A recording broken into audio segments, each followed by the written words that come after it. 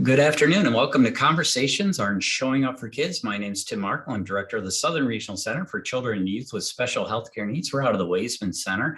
And I am just so excited today because, I guess I shouldn't be excited that it's the last week of Autism Acceptance Month, but I am excited because there's two cool things going on this week for us. One is this conversation today about the Autism Society, big Autism Society National, and then our three awesome affiliates that we have in Wisconsin, and which then filter down to other communities and organizations and connections until someday we will have everybody who is affected by autism connected with an Autism Society so that they can receive the support, the resources, training, whatever it is that they need.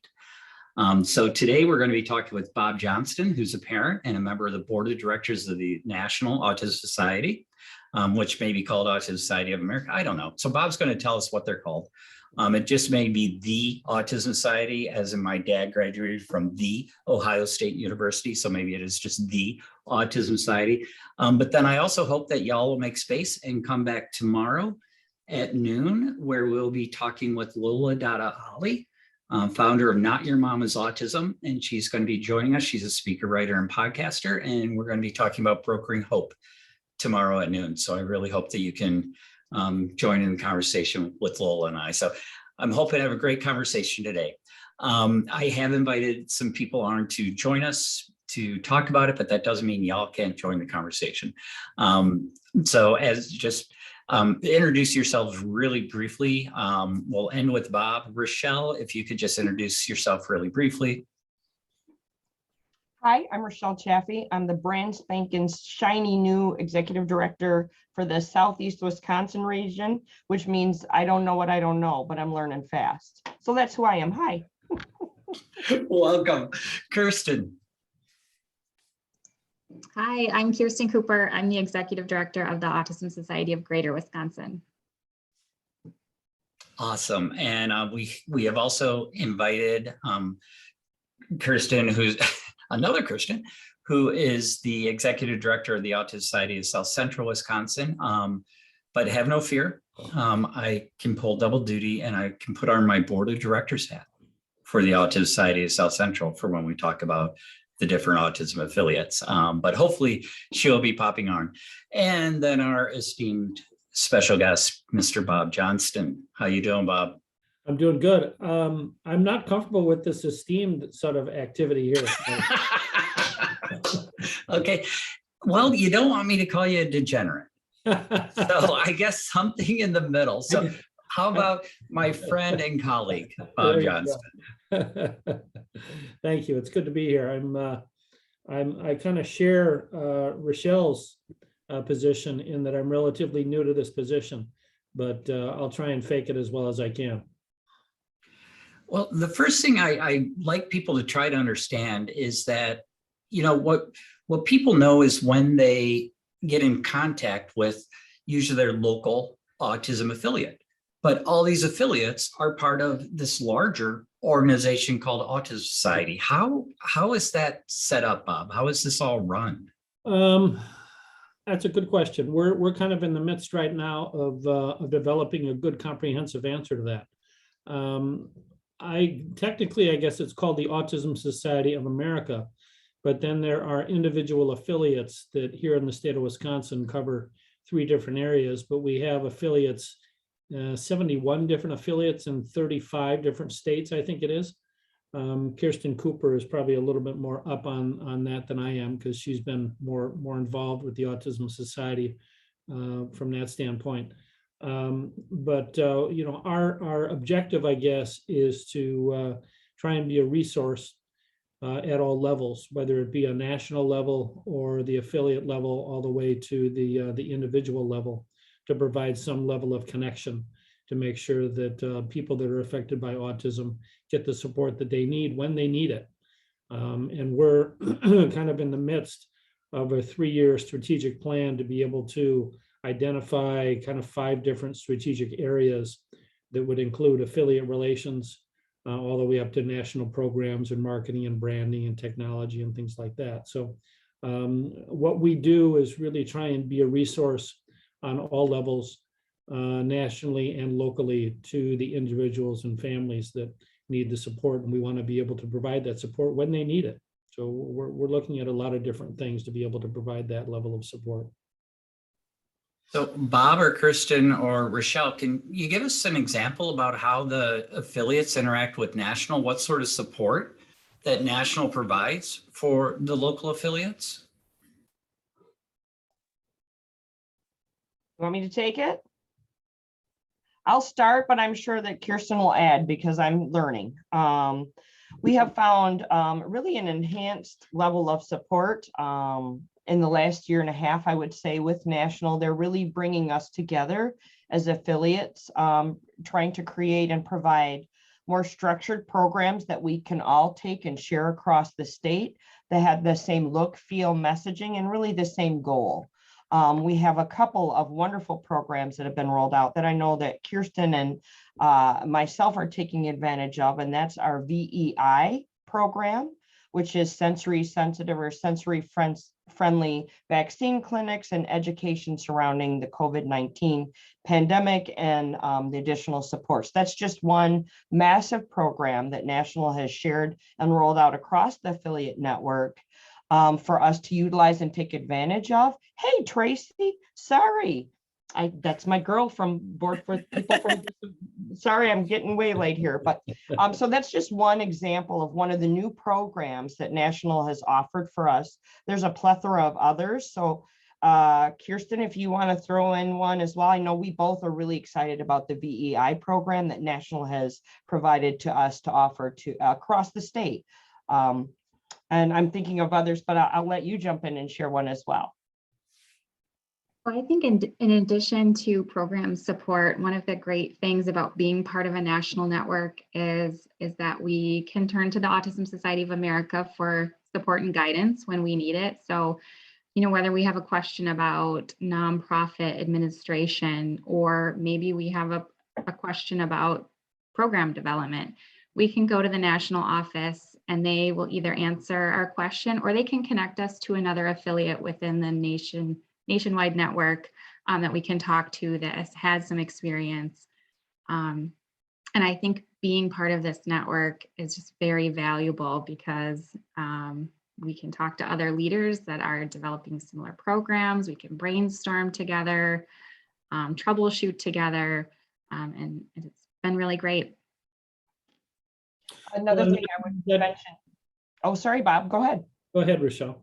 Well, I was just going to say, if you look at Bob's lovely background, one of the major initiatives that National has done in the last year to bring us all together is we're looking and coming with one voice, one message, one really call to action moving forward. As an organization that's been across the states, we all had a slightly different look, feel.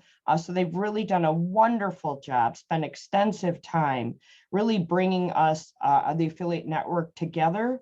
So we look, feel, sound, rally cry around the same things. So I have to give a shout out to the national organization in the extensive work they did to help our brand, to help our message, at great cost to them personally, so that we really start to come together and have a whole nother level of look and feel and organization.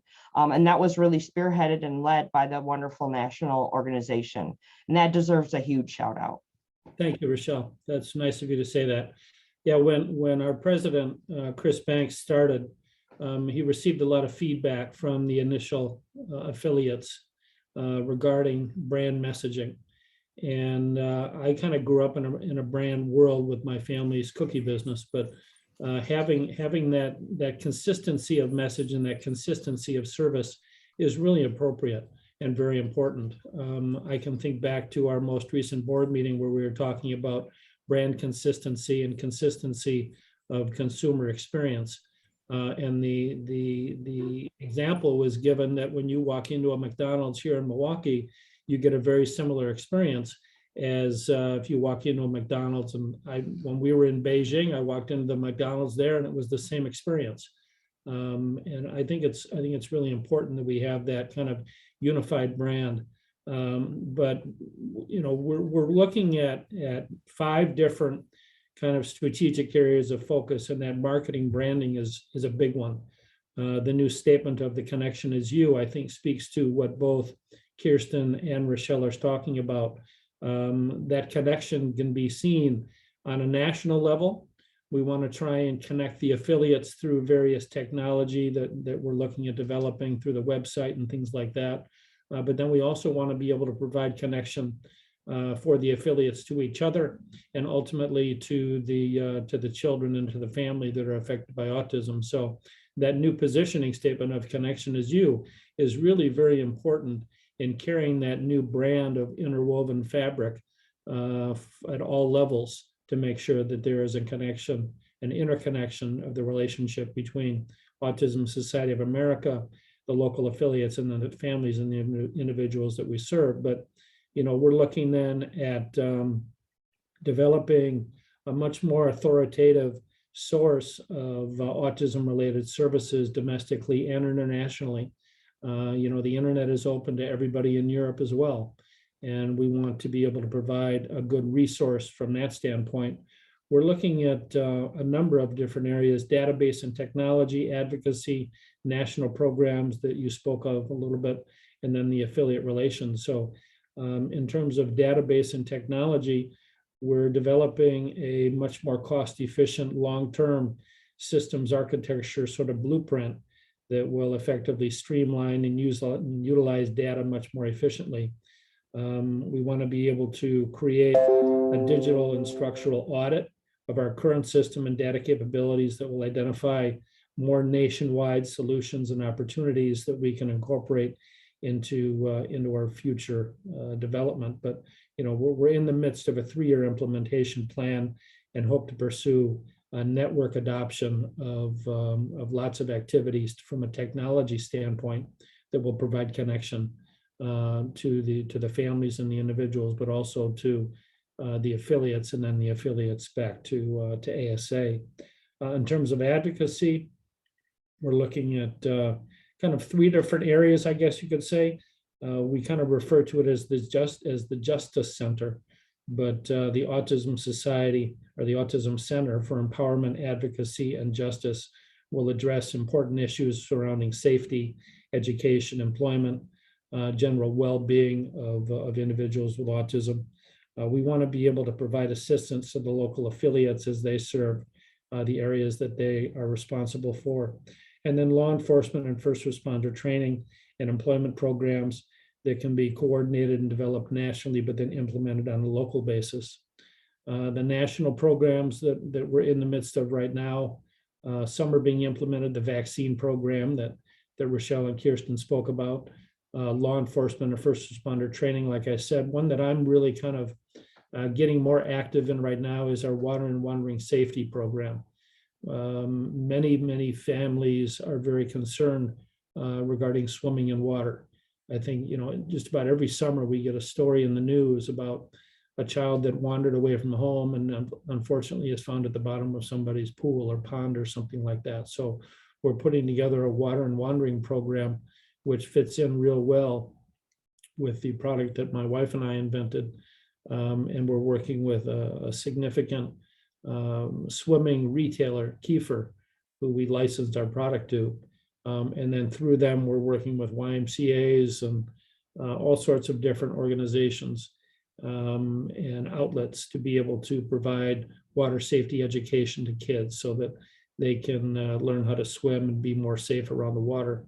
And then obviously it all comes down to the affiliates. We want to be able to be seen as a resource for the affiliates to provide maybe a toolkit so that if there are questions, the affiliate has something a little bit more substantial to refer to in terms of their daily operation or monthly operation or yearly operation of their affiliate. Want to be able to build greater connectivity between the affiliates, but then also we want to try and expand that affiliate base. There are major cities across the United States that unfortunately do not have an autism society of this city. So, Chicago, for example, we want to try and develop an affiliate in Chicago to be able to provide greater level of support to those families. So Our overall strategic plan, like I said, is about 3 years. But I think we're well on our way to be able to provide greater connectivity and support to everybody across the board. And I know on behalf of the Autism Society of South Central, is we found it very valuable to connect to the national organization as we were talking about the different ways to structure our board of directors and getting some help from the national level, because a lot of the people that are starting and running the local affiliates are parents and family members and may not necessarily have experience as being on a board of directors. And so being able to tap into that expertise so that we can learn about how to act better together, how to reach people better together, has been really valuable as well. So I'm wondering, Kirsten and Rochelle, I mean, Bob mentioned water and wandering. I guess I know the answer. So I believe for South Central that wandering and water safety is really important, that we have families talk about this all the time. Are you guys seeing the same sort of concerns from families? Go ahead. Yeah. We're both going, The answer is yes. We're very grateful that the national organization is looking at this as one of the 3 programs to roll out in the next couple of years. And we're ready for it. I think it's a big concern of our families, and looking forward to bringing that back locally. Yes. Tim, to even dive in a little bit deeper, in southeastern Wisconsin, we have had a program for a few years that even just starts the introduction to get our families with kiddos used to being in the water, knowing what the water is, talking about the water, even if it's just one day, test it out. We rent out a private space through the Milwaukee Park system. There's a training that goes to the lifeguards and the staff to just say, hey, you may have individuals on the spectrum here.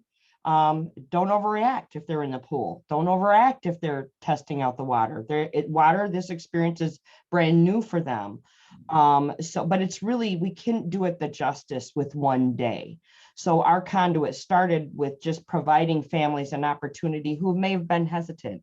As we know, some of our families are. They don't necessarily want to go and experience water, or take their kiddos to a pool or something like that, for fear of maybe what will happen, because it's a change, or it could be a surprise. And we know what happens sometimes with individuals in those loud sensory environments. But that said, our families still need to be preparing their littles or their mediums or their bigs to get used to the water, because we know that statistics show wandering ends up oftentimes in water. And if they're not experienced with water, they don't know what that looks like and feels like. It can end in tragedy.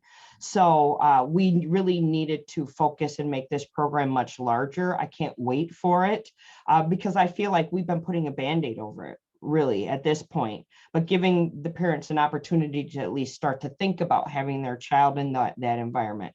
But there really hasn't been a structured program that we've been able to launch yet that's all encompassing, and it's necessary before we have tragedy in the news in Wisconsin.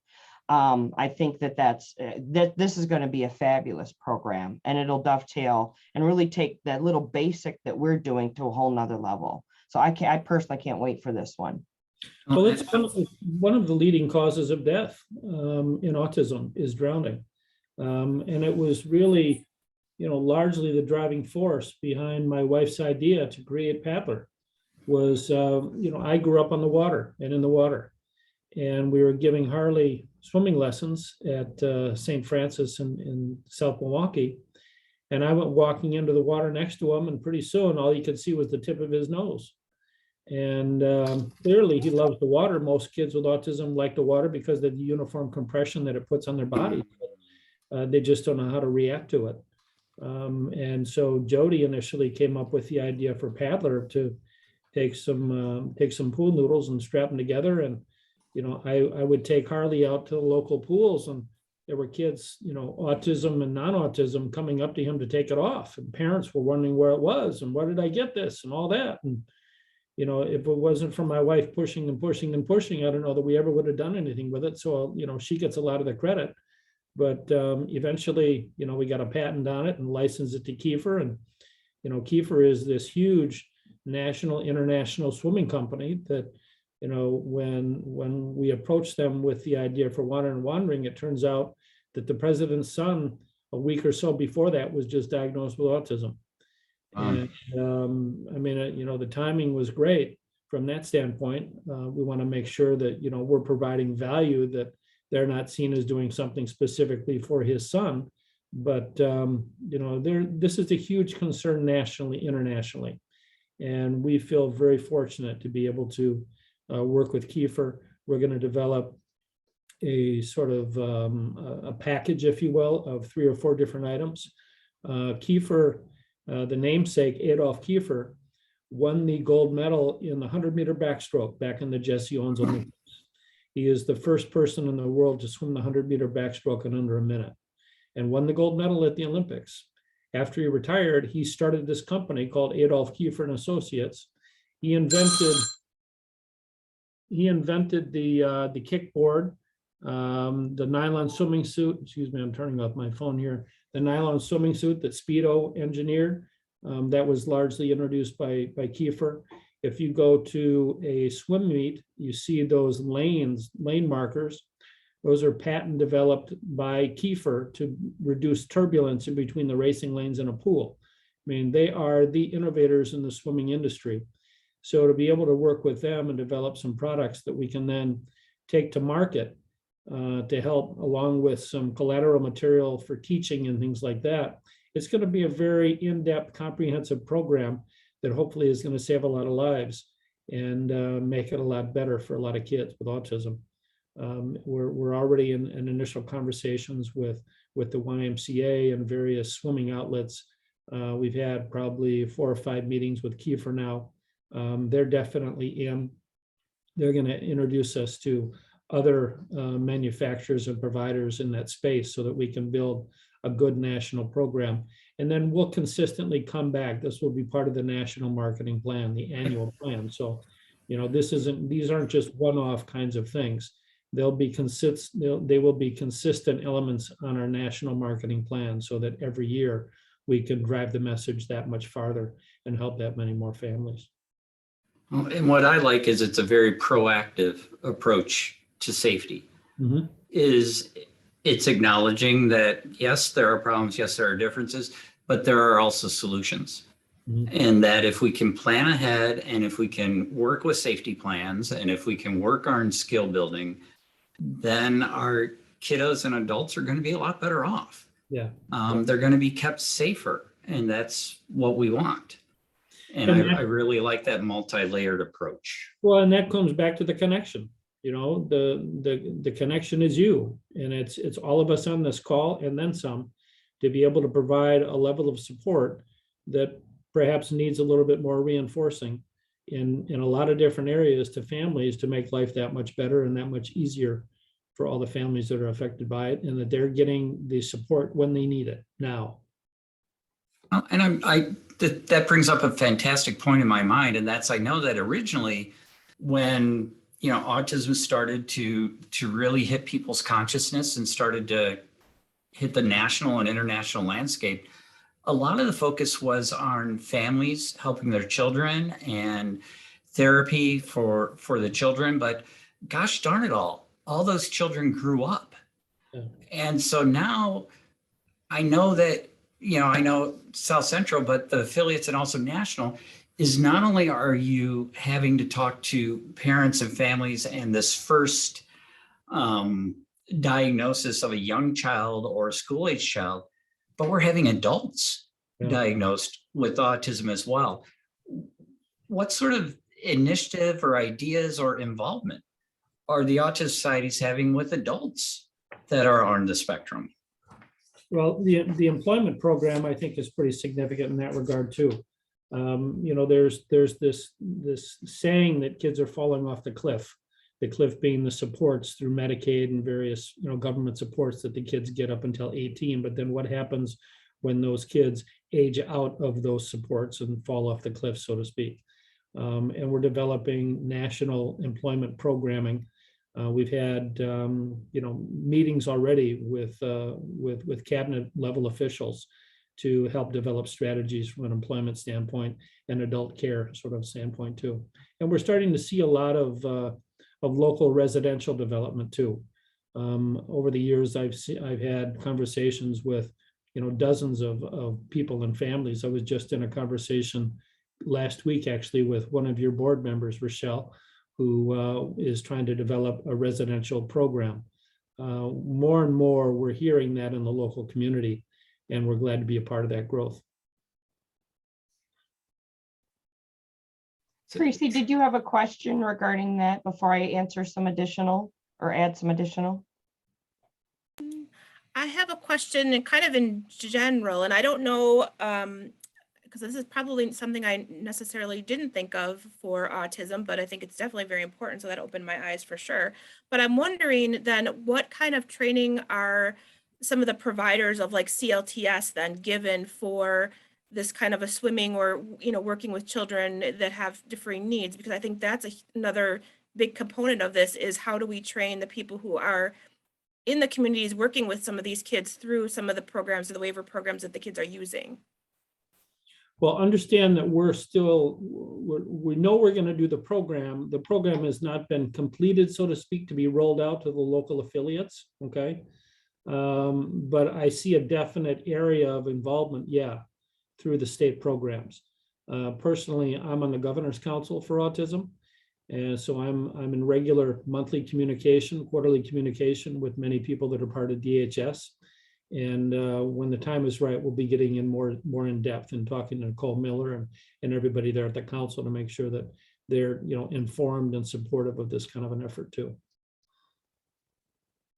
But if you have any specific ideas or anything that you want to contribute, I'm your connection. So let all of us know so that we can bring it up appropriately and make sure that your concerns are properly addressed. And I have. Well, it's just one instance, but I'm thinking that it's, even though it's one instance, I kind of feel like it's more pervasive than just that. So I'll definitely do that. Thank you, Bob. Sure, reach out and send me an email or give me a call, and we're more than glad. And Tracy, I also think you hit on a good point regarding like CLTS. As the program is defined, as we figure out what it looks like for longer term, I envision us creating a communication structure, somewhat like what we do for our bike camp. So we have a program that we know qualifies for CLTS. We do an intensive marketing campaign around that, including to county folks, including to the individuals that are meeting with families that say, okay, did you know this program was out here? Does your child qualify? Would they be interested in that? Did you know you could use your waiver dollars to attend such a camp? So that is something that when we kick this off, I envision, at least that's what we're hoping to do. And I'm sure Bob will be totally on board with that as well, is there's another component to this, which includes education regarding the program. And as well, we're finding many of our families don't know about a lot of these programs. They don't know their waiver dollars could qualify for them. We run up against this with bike camp. So that's been an aha moment for us in southeastern Wisconsin the last 2 years, that any program like that. And we also have someone that's dedicated on our staff that really helps shepherd families. It can be a tricky maze, or to know what code do I use? How do I do this? Do I bundle it with membership? So we have someone that's getting the training. As a matter of fact, the sassy Tiffany just came to me and said, Racine, we don't have a contact. We need to make a contact with CLTS. So we're actually trying to dive into providing a different level of support. Once we have the program identified and we know it qualifies, communicating that, and then helping families know how to even sign their kiddos up or use their dollars that they have. Because I don't think that's universal to just swimming. We're seeing that across the board. I figured that might be a little bit of what you're wondering about, like how do we educate even the individuals that we work with, our families, to know.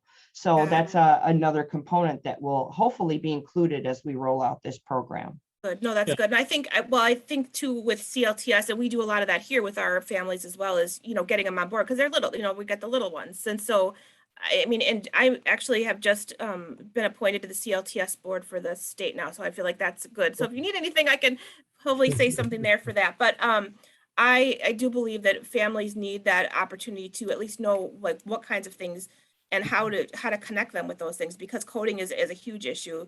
I know for vision for sure, I don't know, it's new, and what code do I use and how do I do it and how much are you charging? And so there's a whole other, that's a whole other story besides what this is. But I do think that providers of swimming especially, or having some oversight by CLTS and how they're providing these opportunities for kids, and why I think it's so important that, when you're working with kids in a swimming pool, that you're aware of those and educating parents too, because parents don't know. I mean, I didn't know, like, so again, that's kind of where I'm going, is like, how do we make sure that and I'm sure Bob, you've probably thought of that too, but how do we going forward make sure that even the providers of children with autism on CLTS, or even just in general, have this knowledge? Yeah, the good news is that, we think we're really onto a good idea here. This comes from, feedback from all the affiliates that they hear a lot of questions and concerns from their families to identify,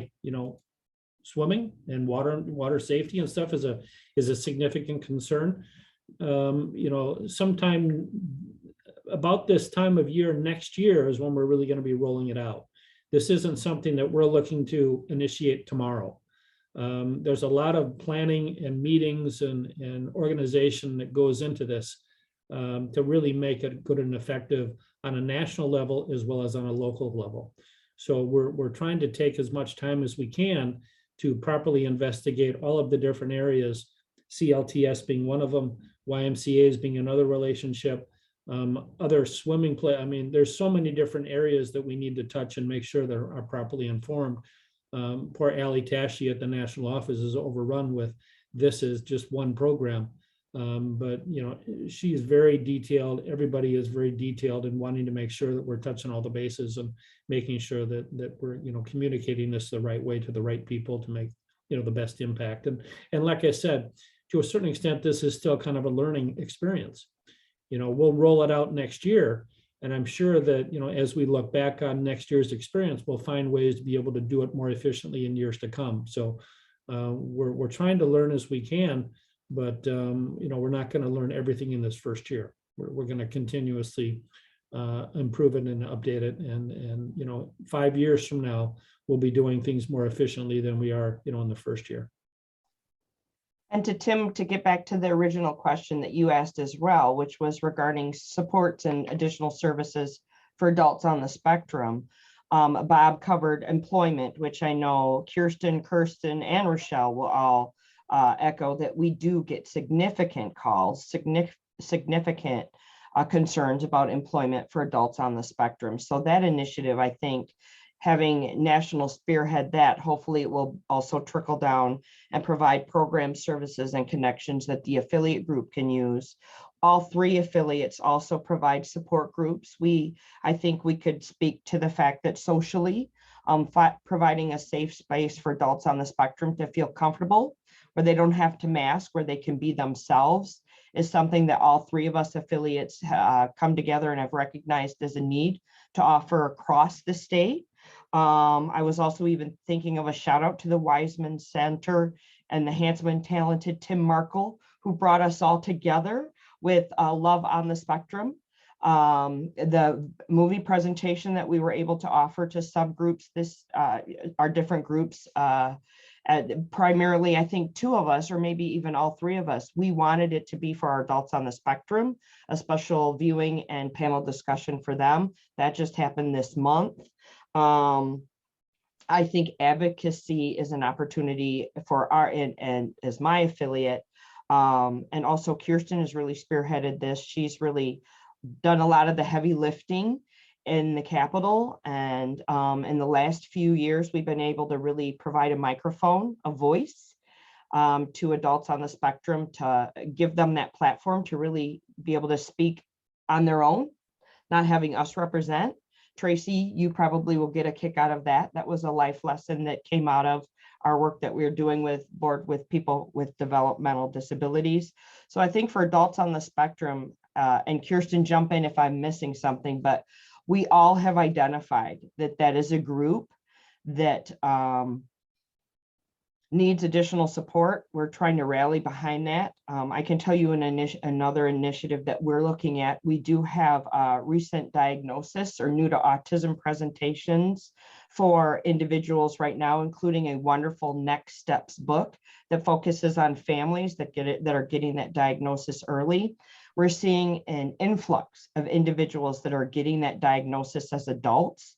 So we're currently developing what does new to autism look like for an adult, because it's a very different conversation. It's led by, so we're actually going to have a board member lead those discussions in the future, those structured topics, and share resources and information, because it is a different type of conversation when you get that diagnosis as an adult. And we have a vision of trying to make a couple of versions of Next Steps, including a statewide one that focuses on resources and information for adults on the spectrum. So I'm okay to share that now. Kirsten, we put it out to the universe. We got to make it happen.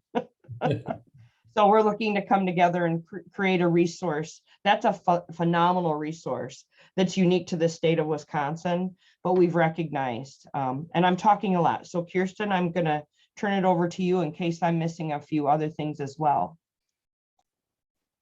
Well, I think you covered a lot about the programs that support autistic adults. I think the only other thing I would add is that it's really important to the Autism Society as a network to be as inclusive as possible in our board of directors and our committees and those that are participating in strategic planning. So we're trying to include autistic adults at all of those levels as well.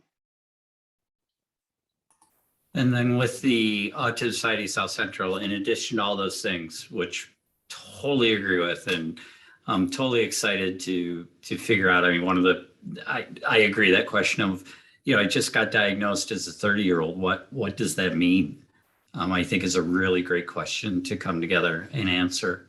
But I know we've had self-advocates around our area have started the Integral Conference, which is a conference put on by adults on the spectrum. And it's not just for adults on the spectrum, but it's to teach all of us about spectrum life. And so I really appreciate the fact that, they're just like, we want our voices to be heard. We want to be the ones in charge. We want to be in charge of our lives. We want to be in charge of the messaging about us. And it's been wonderful to see that. So Tim, to piggyback off that, one more thing for Southeastern Wisconsin, within our 5-year strategic plan, I have identified that adults on the spectrum is really our growth opportunity. When I did our SWOT analysis, I would say that's where we're falling down, where we'd like to do more. So we've identified that group. We've heard the cries for additional support, services, and connections. So our strategic plan, which will hopefully, and I'm pretty confident it will nestle so nicely with what national is going to roll out to us longer term. We have made that a focus for the future in Southeastern Wisconsin, in particular, the adults on the spectrum. We see that the services for littles are here. They stair step to teen here. By the time you get to adults on the spectrum in Wisconsin, your options and your levels of support and connectivity are just not what we want them to be, nor what we know the state is capable of. So that's our mission. Awesome. So final thoughts. And this is where it's horrible being the host, because I also have some insider knowledge. But I know that the three societies, I believe anyway, are working better together than they ever have, with some common mission, common messaging, sharing of resources. But it's really great to see, because we know that it's all the same family. It doesn't matter what county or state, in National's case, that a family lives in. If they are affected by autism, they probably need some resources, supports, or at least some answers to some questions and maybe some direction. That's why it's so important, I think, for us to have that brand continuity, so that it is a similar customer experience. Walk into the McDonald's in Milwaukee versus the McDonald's in Beijing, or come to the Autism Society in California versus the Autism Society of South Central versus Greater Wisconsin versus, Massachusetts, or wherever you are. We really want to kind of foster that connectivity in all areas and all levels.